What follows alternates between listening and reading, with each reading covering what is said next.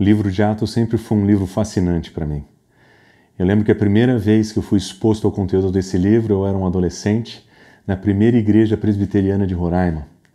Aos domingos o pastor expunha aquele texto e eu me lembro de carregar comigo um pequeno caderno junto com a minha Bíblia para anotar os aprendizados daquele livro. Anos mais tarde, já adulto, eu me lembro de ser exposto às mensagens que o Fernando Leite pregou sobre o livro de Atos e lembro de mais uma vez ser impactado por sua mensagem. O livro de Atos foi o primeiro livro que eu ensinei quando estive em um grupo pequeno. Foi o livro que eu escolhi para dividir com os irmãos, porque as histórias encontradas naquele livro, para mim, são histórias extraordinárias. E um pouco tempo depois eu tive o privilégio de ensinar esse livro no Seminário Bíblico Palavra da Vida como professor de seminário, ajudando alunos a pensar sobre o seu conteúdo. Mas eu confesso para vocês que a experiência mais marcante de ensinar o livro de Atos aconteceu assim que nós iniciamos a Igreja Batista Fonte na cidade de São Paulo. Eu me lembro que os nossos primeiros encontros, eles eram todos ainda nas casas e nós estudávamos pequenas cenas desse livro juntos, sobre como que a igreja funcionava naqueles dias. A experiência de ensinar o livro de Atos no início da igreja em São Paulo foi uma experiência marcante para mim. Eram como se pequenas sementes estivessem sendo lançadas, sementes que nós gostaríamos de ver crescer na nossa comunidade, para que a nossa igreja fosse cada vez mais parecida com aquilo que nós aprendemos com aquele livro. E um dos primeiros aprendizados que nós tivemos naqueles dias foi que na história da igreja, o conhecer a Cristo e o viver a comunidade andavam de mãos dadas. As pessoas conheciam a Cristo e elas eram inseridas em um ambiente de comunhão. Eles eram inseridos na comunidade. E aquelas histórias que nós ouvimos ali naquele livro são histórias que nós ouvimos na história da nossa igreja também.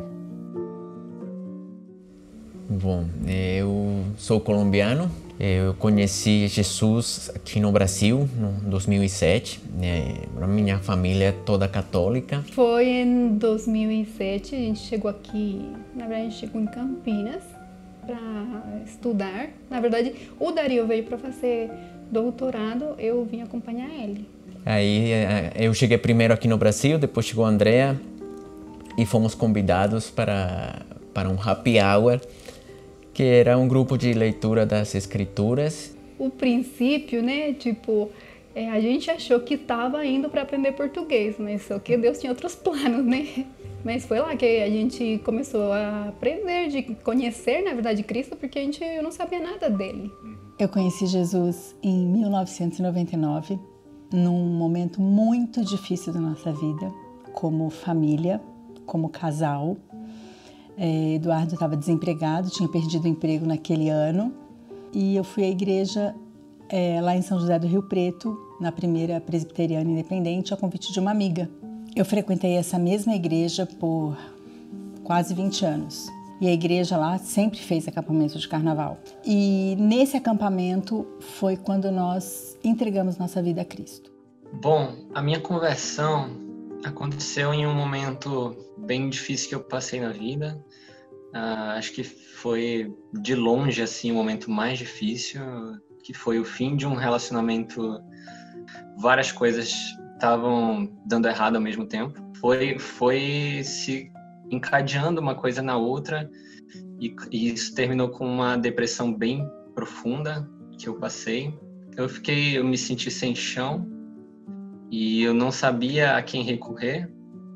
Embora eu tivesse aprendido a rezar aí na igreja, eu me senti naquele momento completamente solitário. E quando eu entendi quem era Jesus de verdade, quem era Deus e o propósito de Deus para minha vida, para nossa vida, eu entendi que não havia um outro caminho a escolher. Eu me converti na adolescência, na escola. Tinha uma amiga que era cristã, ela era minha melhor amiga e no intervalo tinha um grupo de oração. E aí eu comecei a ir com ela. Ela também era nova, não conhecia ninguém daquele grupo, mas como ela era cristã, a gente começou a participar. Ali foi meu primeiro contato. E aí era a Carol, né? A Carol era da IBCU. E eu também ficava bem intrigada, assim, porque todo final de semana ela voltava, né, depois para aula, contando tudo o que tinha acontecido. E aquilo, sabe, me aguçava, assim. Eu ficava, nossa, queria viver isso também, né? Ali eu comecei a quebrantar um pouco, abrir mais meu coração, porque eu era bem arredia, as coisas de Deus, e ali eu fui tendo esse contato. Aí a Carol me convidou para ir na igreja, e ali eu comecei a frequentar. Mas até então eu não sabia dizer se eu era convertida ou não. Daí eu fiz o curso de batismo, tudo. E aí foi mais ou menos nessa idade que aí eu tive a certeza, eu tinha entendido e tive a certeza, assim mesmo, que eu tinha aceitado a Cristo. A história do início da igreja no livro de Atos é muito bonita porque Pedro se levanta pela primeira vez, apresenta o evangelho de Jesus Cristo e uma multidão de pessoas recebe a Cristo como Salvador. E é muito interessante que aquele grupo de pessoas desconhecidas, talvez desconectadas de outras cidades e outros lugares do mundo, de repente eles passam a fazer parte de uma mesma comunidade. Existiam naquele momento pessoas de todos os lugares do mundo. Mas a partir do momento que eles encontraram sua identidade em Cristo Jesus, eles passam a viver como uma comunidade. Atos capítulo 2, versículo 44 nos conta duas coisas muito interessantes sobre essa comunidade. A primeira é que eles estavam juntos. Eles se esforçavam para viver juntos, para ter suas refeições juntos, para viver o dia a dia da fé juntos. Mas também diz que eles tinham tudo em comum.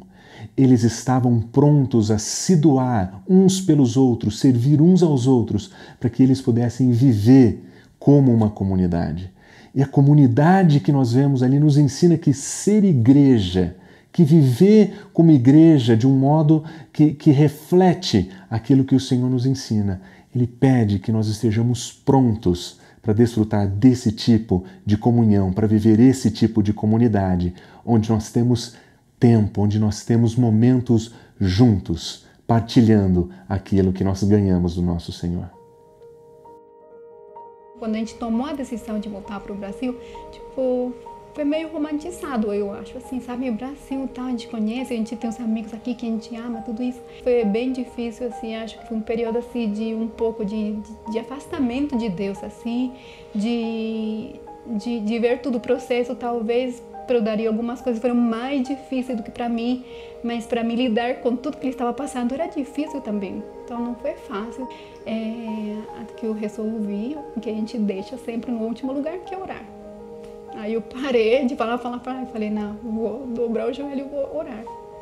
Depois das minhas lutas com Deus aqui em São Paulo, a gente sempre nesse momento esteve num grupo de estudo das escrituras, mas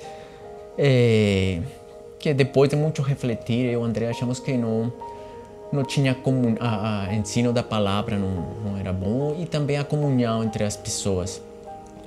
Depois eu e o André pensamos que estava lavando a louça, eu acho que Deus falou para mim, lavando a louça, e falou, precisamos arrumar uma igreja, porque aqui a gente está se enfraquecendo, né? Embora ser cristão tem a parte que você sozinho ora, que você lê sozinho, mas tem a parte da comunidade, e nós estávamos sentindo falta disso aqui. Nós somos daqui, na verdade. E quando eu me casei, o Eduardo já trabalhava na Açúcar Guarani, então nós fomos para São José do Rio Preto. E lá a gente ficou. Quando a Aline entrou para a faculdade, o Gabriel já estava indo para a faculdade também, o Eduardo estava trabalhando aqui em São Paulo, aí a gente falou, não tem mais sentido a gente continuar em São José do Rio Preto, porque está todo mundo lá, a minha família é daqui, a família do Eduardo é daqui, então a gente resolveu voltar. Então, voltar para São Paulo foi muito bom. Sair da igreja de lá foi muito ruim. Porque era uma igreja que as pessoas faziam muito parte da nossa vida. Bom, assim que a gente casou, né, como a nossa história vocês estão acompanhando, tudo aconteceu de forma muito rápida. Nós nos conhecemos pessoalmente em março. Em maio eu vim para Natal, nós conheci a família dela. Em setembro eu voltei, nós estávamos casando, e em dezembro nós fomos para São Paulo, mais precisamente no dia 31. Então nós começamos nossa vida juntos como casal na virada do ano, de 2019 para 2020. E quando a gente estava de fato estabelecido já em São Paulo, com moradia e tudo, se encaminhando para que a gente pudesse começar a viver nossa vida como casal lá, uma das nossas preocupações era realmente onde a gente iria congregar. Ela veio de uma cultura e eu de outra, e nossa, isso era muito, muito preocupante para nós. Então a gente ficava pensando, poxa, a qual igreja a gente vai pertencer? Como a gente vai encontrar um lugar? Por conta de trabalho posterior, a gente saiu de Vinhedo, viemos para São Paulo, e nesse período passamos aí uns quase 4 meses procurando uma igreja, procurando algum lugar que a gente pudesse voltar a ter comunhão, voltar a aprender a palavra, a estudar a palavra, a ouvir a palavra. E um amigo lá de Vinhedo, ele havia me indicado a igreja Fonte São Paulo. Então eu fui num domingo lá com o meu filho, mas a gente chegou muito cedo e o recepcionista do hotel disse que já havia terminado. Voltei no outro domingo sozinho e cheguei um pouco mais cedo também que o horário programado para início dos cultos. Lá fui muito bem recebido primeiramente pelo Fred, depois pelo Marcelo Reis, mas eu comecei a ouvir os louvores, comecei a cantar junto, depois eu comecei a ouvir a palavra, comecei a gostar também. E quando eu cheguei em casa, eu falei para minha família, encontrei a igreja que a gente gostaria que fizesse parte da nossa vida e que nós fizéssemos parte da vida da igreja também. Na verdade, a gente começou aí depois de muita luta e sacrifício. A gente descobriu a igreja através do Google, e só que quando a gente olhou, os horários dos cultos eram os horários da igreja em Campinas. Então a gente viu que o local da igreja realmente era próximo da onde a gente estava morando, e aí a gente foi num domingo às 19 horas.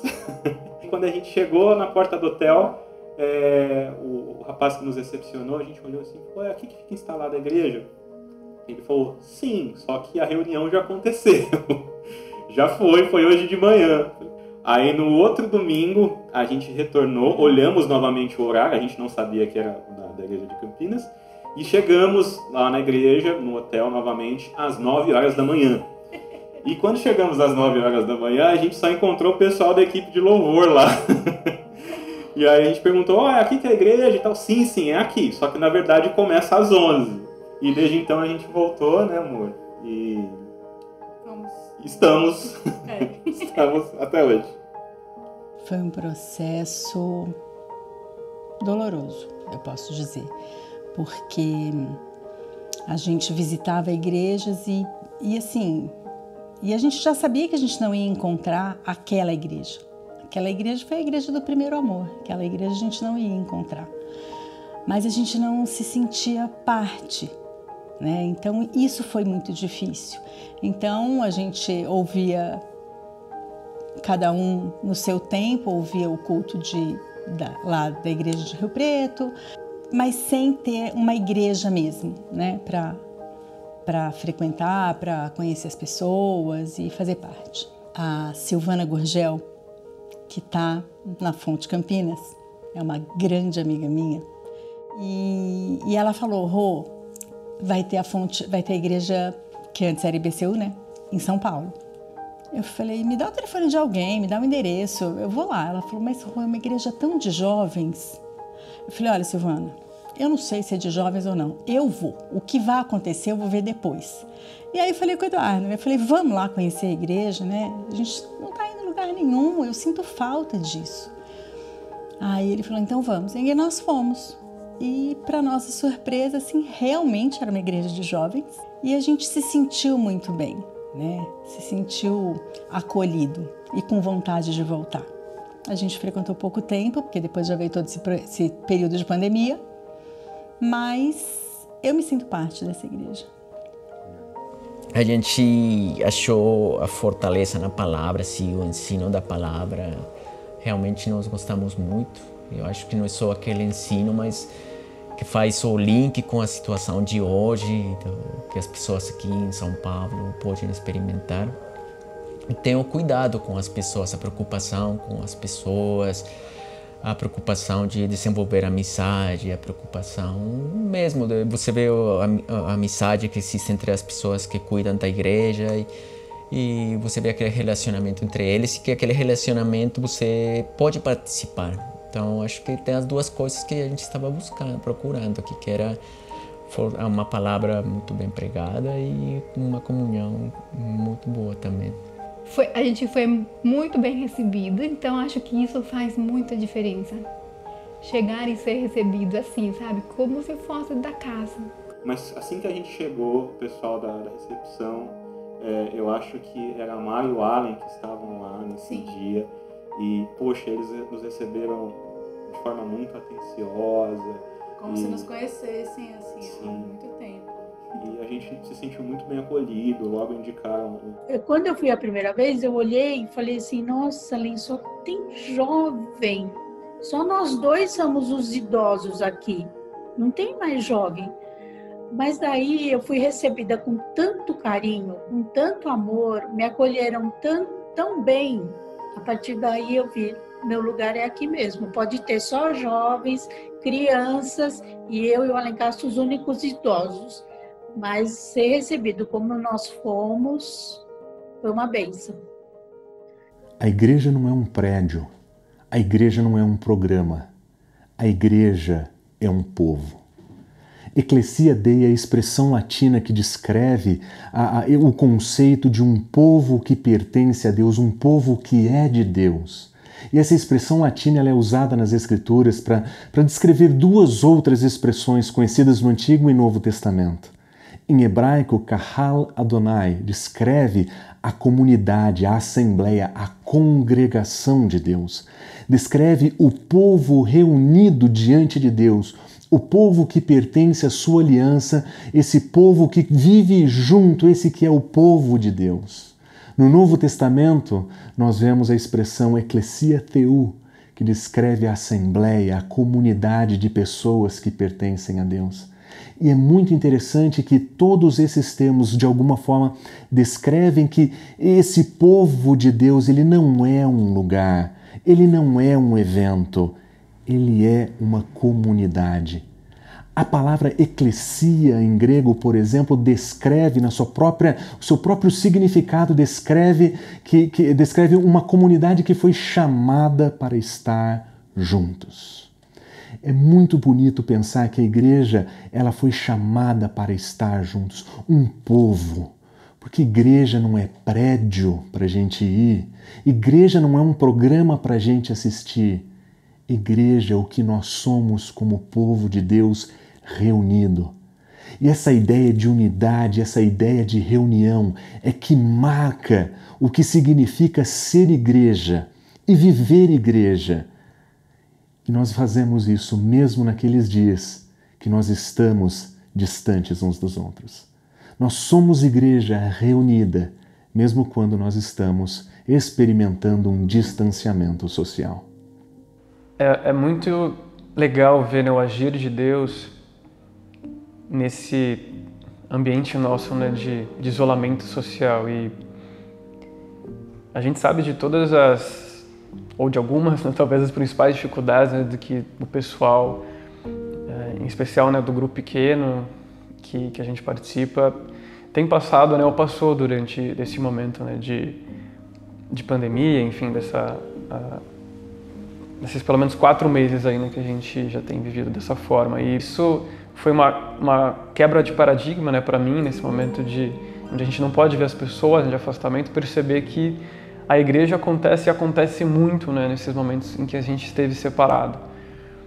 Mas, aos poucos, nós fomos vendo que que a união, de fato, o grupo em si, era mais importante do que o formato que ele estava inserido naquele momento. E esse contato, inclusive, foi nos deixando cada vez mais próximos, como pessoas, como cristãos. Começamos a curar mesmo feridas dos outros de uma maneira virtual. A gente se reunia de forma virtual para falar em nome de Deus, para falar sobre a palavra de Deus, nos uniu de uma forma em que eu, sinceramente, eu não esperava que acontecesse dessa forma, mas era como se a gente também se conhecesse há muito tempo.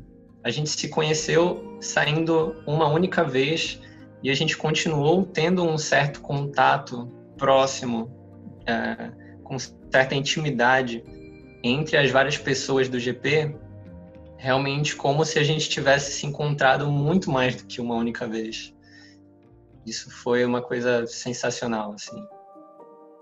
Foi tudo muito assustador, porque eu que trabalho na área artística, lido com eventos e tal, e no mês de março, assim que começou essa história do Covid, o meu telefone toca e uma segunda-feira, eu me lembro, o evento que a gente tem na data X acaba de ser cancelado por conta de toda essa situação aí com o vírus que está chegando e tal, então os contratantes optaram por cancelar. Tudo bem, sem problema. Isso foi, acho que na parte da manhã. À tarde, o meu telefone toca novamente e mais um evento é cancelado. 2, né? Ok. Na terça-feira, o meu telefone toca e em uma ligação, 4 eventos que eu tinha ao longo do ano foram cancelados. E isso foi acontecendo no decorrer da semana. Então eu comecei a ficar um pouco desesperado, né? Porque, poxa, eu estava sendo privado de poder trabalhar, né, por conta da situação. Elaine também, no momento que ela começou a fazer as entrevistas, né, por procura de emprego, veio o estado de quarentena foi decretado e os escritórios, as empresas foram fechadas e a gente ficou em casa. Então foi realmente um período bem amedrontador. Ao mesmo tempo em que eu comecei a trabalhar, e foi o mesmo tempo em que eu comecei a fazer parte dessa comunidade, e o meu trabalho acabou eu acabei não sendo efetivado.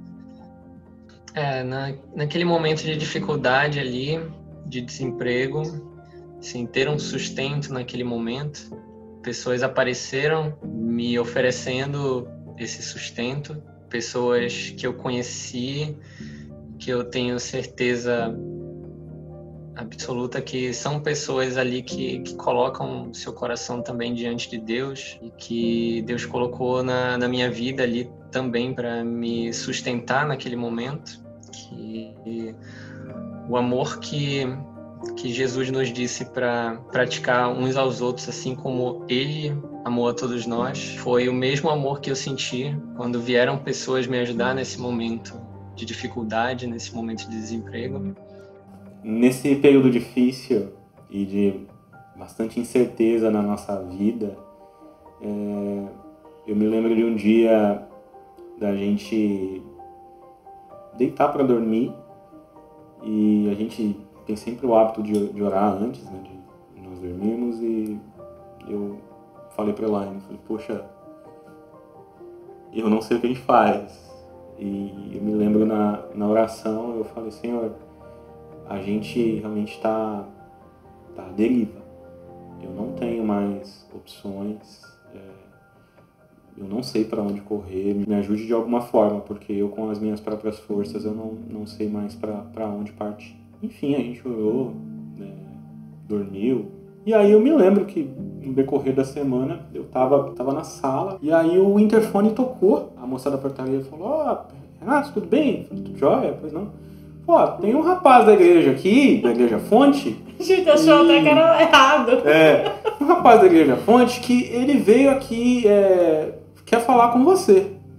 Aí eu, rapaz, mas quem será, né? Aí ela falou que é o Jefferson. Aí eu, rapaz, o Jeff tá aqui, né? E eu desci, quando eu cheguei até a recepção, eu encontro o Jeff com 2 sacolas de compra, assim, gigantes. E falei, ô Jeff, tudo bom? Falei, cara, tudo beleza. E ele magrinho, assim, fazendo força pra carregar. Falei, ó, cara, eu te ajudo, né? Peguei na sacola assim, eu falei, cara, tá tudo bem, que é isso que você tá perguntando por aqui? Eu falei, então, rapaz, eu tava fazendo compras aqui na região e me lembrei de você, Delaine, e resolvi deixar essas coisas aqui pra vocês. Aí eu... Foi bem assustador também. Eu parei assim. Pera aí, e eu na parte de baixo do prédio, aí eu mandei uma mensagem pra ela e falei, ó, o Jeff tá aqui. Falou, tá tudo bem? Eu falei, tá. Ele veio trazer, e sem mensagem, né? Ele veio trazer algumas coisas pra gente. Eu lembro dela responder assim, em caixa alta, como assim? E aí eu conversei um tempo com ele lá embaixo, a gente pôde, sabe, trocar uma ideia assim sobre muita coisa, e eu falei, poxa, o que a gente tá fazendo aqui? Vamos subir. Eu fiquei tão constrangido que eu nem convidei o menino para entrar em casa. E aí depois de um tempo eu fui me ligar, falei, poxa, vamos subir, né? E aí a gente subiu e pôde conversar melhor. E eu falei para ele, poxa, Jefferson, a gente não esperava, né? Realmente. Eu falei, não, cara, eu senti vontade, senti desejo de vir aqui. Meu coração ficou incomodado por vir. E eu tô fazendo por vocês aquilo que um dia fizeram por mim. No momento em que Deus colocou essa oportunidade de trabalho na minha frente, eu lembro que eu estava fazendo algumas compras lá para casa das minhas primas, onde eu ainda estava. E eu pensei em trazer algumas compras também, em comprar algumas coisas a mais para levar para os meus amigos, para o Renato e para a Elaine, que na verdade, são como irmãos para mim. Eu entendo que quando eu fui na casa deles para levar essa pequena ajuda, eu já sabia que eles se sentiriam talvez um pouco sem saber o que dizer. Eu entendia que seria da mesma forma como eu me senti quando o Amir também veio me ajudar, me procurou para me oferecer ajuda de uma forma que eu não esperava. Olha, não se preocupem, essa ajuda que eu estou trazendo é apenas um gesto simbólico e que eu estou apenas retribuindo o que um dia fizeram por mim quando eu também estava precisando, quando eu também estava necessitado. Pessoas vieram me ajudar e da mesma forma Deus tocou no meu coração para eu ajudar vocês que nesse momento estão precisando tanto quanto um dia eu precisei também. O que é bonito quando nós lemos a história do início da igreja no livro de Atos é que nós percebemos que, independente do tamanho que ela tinha, ela continuava entendendo que tinha sido chamada para estar junto. A primeira vez que Lucas nos conta sobre a mensagem de Cristo Jesus sendo recebida, ele descreve um grupo de 3.000 pessoas. Na segunda vez, ele diz que foram 5.000 pessoas, até o momento que parece que ele perde a conta e ele passa a descrever uma grande multidão. E no capítulo 4, nós lemos uma belíssima descrição dessa igreja. O texto diz assim: da multidão dos que creram, era só um o coração e a alma. Eles tinham entendido que ser comunidade de Deus, ser povo de Deus, ser igreja de Deus, significava ter essa unidade que os pegava por completo. O seu coração estava unido, sua alma estava unida. E quando eles se viam nessa situação, eles entendiam que tinham a responsabilidade de cuidar das pessoas que precisavam de ajuda. Naqueles dias, o texto nos diz que pessoas tinham necessidades, elas tinham necessidades financeiras. E a igreja se juntava, vendia os seus bens e eles distribuíam para as pessoas que tinham necessidade. Aquela unidade da igreja não era simplesmente um conceito, não era simplesmente um conjunto de palavras bonitas em uma poesia. A verdade é que essa poesia que nós lemos aqui, ela descrevia a harmonia da igreja. Uma igreja que tinha entendido que ser povo de Deus é viver juntos e estar pronto a se doar, a se entregar para atender aqueles que precisam de ajuda, que estão passando por um momento em que precisam de ajuda. Eu descobri da gravidez, a gente estava ali no grupo pequeno. A primeira vez que eu comentei, eu ainda não sabia muitos detalhes, estava tudo bem, estava com 3 meses, né? E ainda fiquei super feliz, ainda falei, nossa, mas é uma igreja que não tem tanta criança, mas tem algumas, e a gente vai poder trabalhar, meu filho vai já nascer e vai conseguir, já tá na escolinha, vai ser bacana, na escola dominical e tal. E eu entrei ali, assim, com o intuito de realmente fazer parte, me envolver no GP, me envolver na igreja. E aí a gente recebeu o diagnóstico da síndrome da Eleonora, né? Que a gente teria um bebê com uma doença rara e que era considerado incompatível com a vida. Aí mudou tudo, né? Porque a gente tava com aquele intuito, com aquele fogo de trabalhar e de servir, e a nossa vida virou totalmente no caminho contrário, no avesso, e a gente acabou não indo mais no grupo nos últimos encontros do GP, porque até a gente ficou abalado e a gente não sabia nem como falar para as pessoas, porque todo mundo sabia que eu estava grávida e eu não sabia o que falar, né? Eu falei assim, as pessoas vão me perguntar e eu não sei o que dizer, né? Porque os médicos só me falavam, olha, nem fica falando nada, porque você provavelmente vai perder o bebê logo, essa gravidez não deve ir adiante, e eu já estava mal, e eu não sabia como falar, e eu acabei não indo mais no GP. E aí veio uma outra parte que eu falei lá no começo, assim, que é muito marcante para mim da igreja, que as pessoas não desistem de você, né? Porque o pessoal do meu GP continuou me perguntando, né? Eu dei um tempo, assim, mas aí eles continuaram perguntando até que a gente se abriu com eles, né? E explicou o que estava acontecendo. E o caminho foi o inverso, né? A igreja que eu entrei com o intuito de servir foi a igreja que me amparou nesse momento mais difícil. A igreja não é um prédio. A igreja não é um programa. A igreja não é um prédio para onde nós vamos. A igreja não é um programa que nós assistimos. Nós somos igrejas. Nós fomos chamados para andar juntos. Nós fomos chamados para dividir com os outros a nossa própria vida. Nós somos chamados para dividir uns com os outros aquilo que nós temos, para atender aqueles que precisam, para cuidar uns dos outros, para orar uns pelos outros, para amar uns aos outros.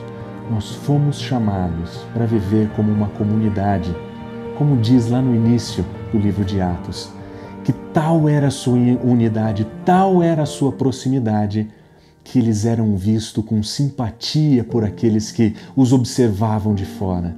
Era tão incomum que eles fossem tão unidos, tão próximos, embora tão diferentes. A fé em Cristo Jesus lhes ensinou que eles precisavam viver juntos, que eles precisavam estar juntos, que eles precisavam partilhar suas vidas e seus bens. E nós queremos ser uma igreja assim. Nós queremos ser uma igreja que entende que existe para cuidar de pessoas, para estar com pessoas. Nós queremos ser uma igreja como a Escritura nos ensina. Nós queremos ser uma igreja que entende que as pessoas são muito mais importantes que programas. Uma igreja que vive o verdadeiro significado de ser igreja, de acordo com aquilo que o Senhor nos ensina. Porque nós somos povo de Deus. Nós somos Ecclesia Dei. Nós somos a comunidade da fé. E é isso que nós queremos fazer juntos.